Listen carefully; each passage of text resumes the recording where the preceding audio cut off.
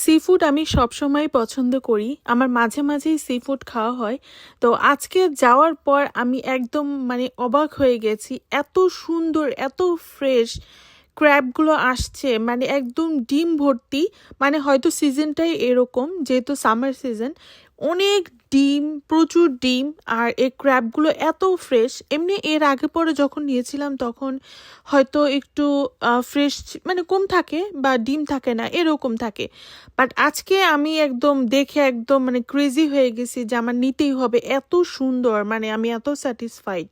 তো তারপরে আমি 20টার মতো, প্রথমে 6টা, তো তারপরে সরি 12টা নিয়েছিলাম $20 দিয়ে। সো এটা বাংলাদেশ অলমোস্ট মনে হয় 2500 টাকার মতো পড়ে গেছে। এইখানে ক্র্যাবের আলাদা পা গুলো সেল করছে। তো তারপর আবার বেবি অক্টোপাসও আমার কাছে সি ফুডের সাথে অনেক ভালো লাগে। বেবি অক্টোপাসটা রান্না করার পর খেতে অনেক ভালো লাগে।